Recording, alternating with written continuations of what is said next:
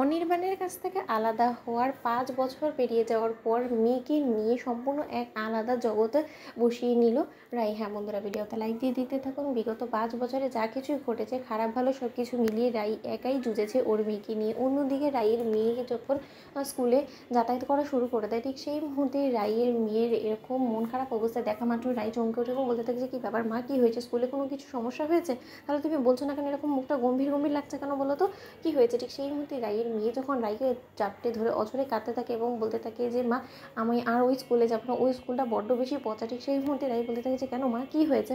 অন্যদিকে রাইয়ের মেয়ে বলতে থাকে যে, মা সেই স্কুলে সকলে আমার বাবা নেই বলে আমাকে বড্ড বেশি ওরা রাগানোর চেষ্টা করে, এবং তার থেকে বড় কথা, আমি তাদের মুখের উপর কোনো উত্তর দিতে পারি না, কারণ আমি সেরকম আমার বাবা সম্পর্কে কোনো কিছুই জানি না। আমার টিচার্সরা অবধি আমাকে প্রশ্ন করে যে, তোমার বাবা নাই থাকতে পারে, কিন্তু তাই বলে বাবা সংক্রান্ত তুমি কোনো কিছুই জানো না, সেটা কী করে হতে পারে? তুমিই বলো না মা, আমার বাবাকে যখন ঈশ্বর নিয়েই চলে গিয়েছে, তাহলে আমি আমার বাবা সম্পর্কে কী করেই বা জানবো?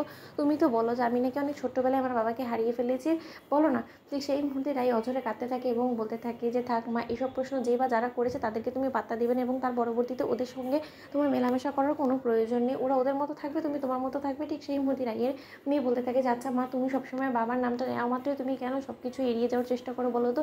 তুমি আমাকে কেন কোনো কিছু বলার চেষ্টা করো না? কেন আমার বাবার সম্পর্কে তুমি আমাকে জানতে দাও না? অন্যদিকে রাই মনে মনে বলতে থাকে যে, জানো না সেটাই ভালো, কারণ তুমি যখন জানবে যে তোমার বাবা কতটা দুশ্চরিত্র, লম্পট এবং কুৎসিত প্রজাতির একজন মানুষ ছিল, তারপরে তুমি নিজেও ঘেন্না করতে শুরু করবে সেই ব্যক্তিকে, এবং তার জন্য আমি চাই না যে তুমি তোমার বাবাকে কোনো মতেই ঘেন্না করো। তার জন্যই হয়তোবা, তার কিছুটা সম্মান তোমার নজরে বাঁচিয়ে রাখার জন্যই হয়তোবা তোমার কাছ থেকে তোমার বাবা সম্পর্কে সব কিছু আমি এড়িয়ে যাওয়ার চেষ্টা করি।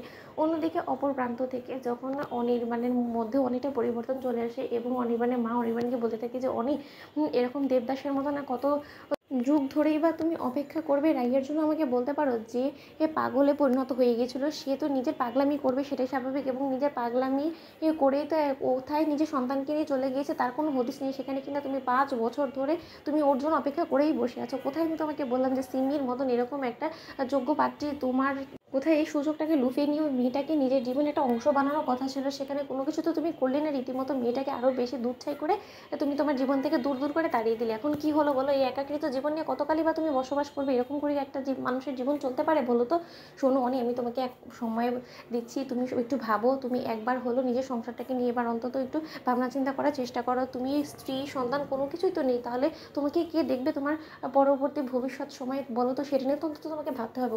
এই ছবি নিয়ে চিরকাল বসে থাকলে কি চলবে? ঠিক সেই মুহূর্তে যখন অনির্বাণ নিজের হাতে নিজের স্ত্রী এবং সন্তানের ছবি দেখে বলতে থাকে যে, আজও আমি তোমাদের অপেক্ষায় আছি। তো বন্ধুরা, লাইক এন্ড শেয়ার, সাবস্ক্রাইব করতে ভুলো না।